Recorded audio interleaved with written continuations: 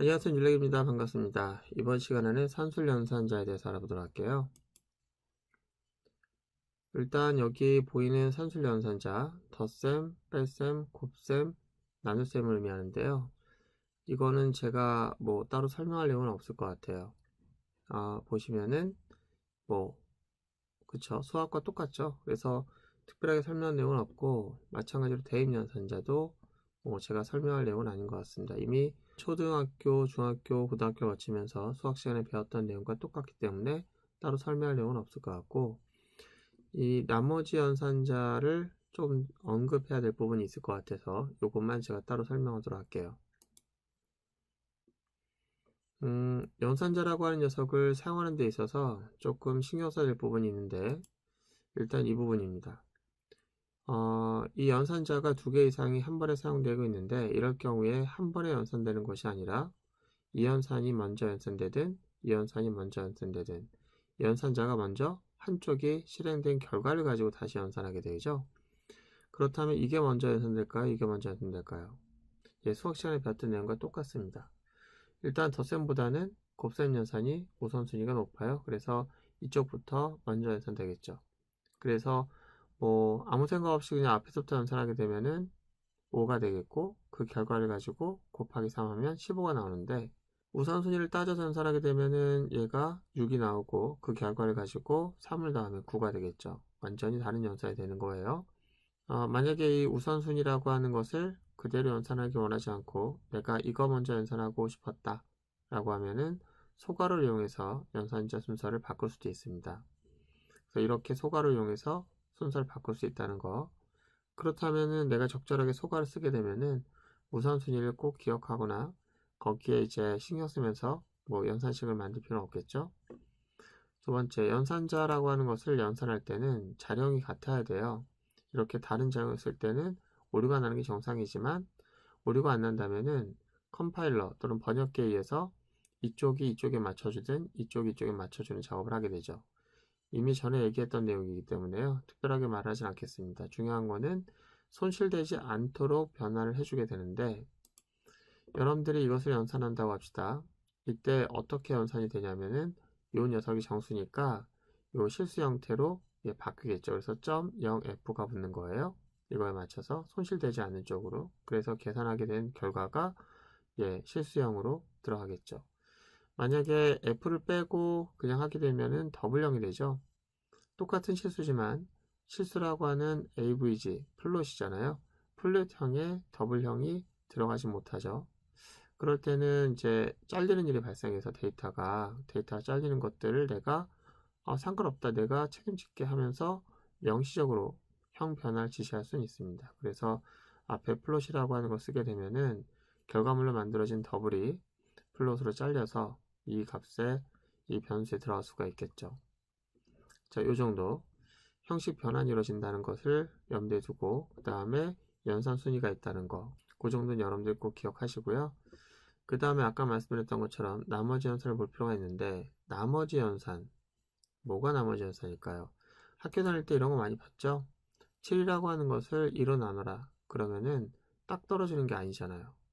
자, 2라고 하는 녀석을 7에 가까운 수에 적당하게 곱하기를 하게 되면 2, 3은 6, 그쵸? 2, 3, 6, 2, 4, 2, 4, 8 넘어버리니까 2, 3은 6. 6에서 요 녀석을 나눌 때 6이 나오는 녀석 외에 아직 1이 남았잖아요. 그죠? 이게 나머지입니다. 그러니까 몫과 나머지를 구하던 그런 내용에서 몫을 구할 수는 있고 나머지도 구할 수 있는데요. 뭐 예를 들어서 10이라는 녀석을 2 나머지 연산으로 하잖아요. 그럼 결과는 어떻게 되죠? 3.3333이라고요? 아니죠. 정수를 정수로 나누면 그 결과도 정수가 나와요. 그러니까 우리가 정수연산에서는 소수점이 안 나옵니다. 그러니까 3이 나와요. 3. 예. 그럼 나머지는 어디 갔죠? 0.3333. 예, 그 나머지를 정수값으로 얻고 싶을 때 우리가 이걸 쓰는 거예요. 그렇다면은 이 결과는 1이 나오겠죠. 1. 이제 궁금한 거예요. 그러면 이 나머지 연산 언제 씁니까? 뭐 굳이 이거는 많이 쓸 것 같은데 이거는 언제 쓰죠? 이럴 때 많이 씁니다. 저희가 만약에 이렇게 숫자가 있어요. 이 숫자가 있는데 숫자를 그 녀석이 이제 0, 1, 2, 3, 4 이렇게 있을 때 그 녀석을 적당하게 이렇게 공간에 방이 3개가 있는데 방 3개에다가 순차적으로 하나씩 사과를 나눠주기 형태를 하고 싶은 거예요. 값이 연속되어 있다라고 치면은 이제 이 녀석을 3으로 나누잖아요. 그럼 나머지가 어떻게 되죠? 0이죠. 얘는 0번째 방, 얘는 나머지가 0인 녀석, 나머지가 1인 녀석, 나머지가 2인 녀석 이렇게 오겠다. 그러면은 얘가 0인 녀석이니까 그 다음에 얘를 나누면 어떻게 되죠? 예, 그렇죠. 1이고 또 얘를 나누면 어떻게 되죠? 2잖아요. 나머지가 2가 나오니까 이쪽으로 가고 또 계속됩니다. 얘는 나머지가 몇 나오죠? 0이 나오죠. 그렇죠. 이렇게 계속 그러네. 나머지 3이라고 하는 걸로 한정하니까 3을 넘는 수가 나오지 않죠. 그러니까 0, 1, 2라고 하는 범주 내에서 이걸 나누게 되면 계속 이렇게 될 수 있는 거예요. 나머지 연산을 우리가 할 때는 일반적으로 지금 보는 것처럼 특정 범위 내로 얘를 가둘 때 우리가 많이 쓰는데요. 이런 것들은 이제 지금 이렇게 아무리 얘기해봤자 잘 와닿지 않을 수 있는데 일단 대략적으로 이렇게 사용할 수 있다는 거 생각하시고요. 나머지 예제를 다룰 때 나머지 연산을 쓰는 예제를 여러분들과 함께 다룬 시간이 있을 겁니다. 그때 다시 한번 얘기하도록 할게요. 그리고 우리가 또 단항 연산자가 있는데 되게 많이 쓰는 거죠. 덧셈, 뺄셈 이거는 이제 양수나 또 음수에 대한 부호를 나타내는 건데요. 여기다가 플러스 1 하면 얘는 양수 1이 되는 거예요. 근데 양수? 얘는 생략해도 양수예요. 그래서 양수라는 것은 연산자를 따로 쓰지 않는데 어쨌든 양수 연산자가 따로 있다는 거. 두 번째, 앞에다가 마이너스를 붙이게 되면 음수 연산자예요. 이 녀석을 음수로 만들어 버리죠. 증가, 증감 굉장히 많이 쓰는 거예요. 어떤 변수가 있을 경우에 그 변수가 갖고 있는 값을 하나 증가하고 싶을 때 우리가 뿔뿔 쓰는 거예요. 굉장히 간단하게 1을 증가하는 그런 연산자거든요. 그래서 많이 써요. 반대로 1을 감소시키고 싶을 때 감소 연산자입니다. 1을 감소하거나 1을 증가시키는 거 코드상에서 많이 일어나니까 요거 되게 기묘하게 쓸 수 있을 것 같고요. 마지막에 이제 이거는 부정 연산자인데 여긴 논리값이 온다는 전제 요건하에 논리값을 뒤집는 겁니다. 그러니까 참이면 거짓으로, 거짓이면 참으로 바꿔주는 그런 연산자인데 많이 쓰는 녀석이에요. 여기에는 꼭 그렇게 논리값이 오지 않아도 논리값을 만들어내는 연산자가 와도 사용할 수 있습니다. 아까 우리가 봤던 연산자 중에서 단항 연산자로서 뿔뿔 또는 마이너스를 봤는데요.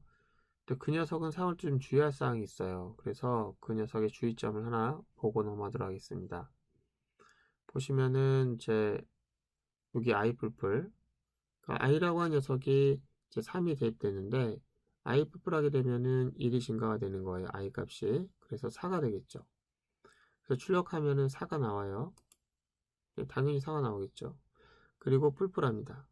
단항 연산자이기 때문에요. 이 녀석은 재밌게도 뒤에 붙을 수도 있고, 그러니까 후위에 붙을 수도 있고, 앞에, 전 위에 붙을 수도 있어요. 그래서 전에 붙어도 똑같아요. 근데 똑같지 않은 경우가 있는데, 여기 보시면은 뿔뿔 i 했잖아요. 그럼 어떻게 하냐면 1을 증가시키고, 그 증가시킨 결과가 출력되기 때문에 6이 나오는데, 여기서는 뒤에 왔잖아요, 연산이. 그 얘기는 뭐냐면, i를 먼저 출력하게 되고, 그 다음에 뿔뿔 되는 거예요. 그러니까 여기서는 i가 먼저 출력됐기 때문에 뿔뿔된 결과가 반영이 안 됐어요. 그래서 그 다음 라인에서 내가 출력할 때 어떻게 돼요? 예, 그렇죠. 위에서는 뿔뿔이 이루어졌기 때문에 여기서는 7이 나오겠죠. 그래서 7이 출력됩니다. 그러니까 내가 만약에 이걸 출력하는 그 시점에 이렇게 뿔뿔 연산자를 내가 사용할 때는 그 녀석을 앞에 쓰게 되면은 증가시키고 사용하겠다는 뜻이고 뒤에 쓰면은 사용하고 증가하겠다 이런 거기 때문에 이것을 앞에 쓰거나 뒤에 쓰거나 일반적으로는 이렇게 쓸 때는 상관이 없지만 이 문장 내에서 한 번에 쓸 때는 순서가 있다는 거 신경 쓰셔야 될 것 같습니다. 자, 오늘은 간단하게 이제 연산자에 대해서 알아봤는데요. 그 연산자 중에서 산술 연산자 자 보시면 덧셈, 빼셈, 곱셈, 나눗셈 그 다음에 나머지 연산자 받고 실습은 안 했습니다. 실습은 나중에 예제를 통해서 다루면 될 것 같고요. 이런 것들 한번 여러분들이 직접 타이핑 한번 쳐보시고 주의할 점이 있는지 다시 한번 체크해 보시기 바랍니다. 오늘 고생 많으셨고요. 다음 시간에는 비교현산자, 그 다음에 관계현산자에 대해서 알아보도록 하겠습니다. 고생 많으셨습니다.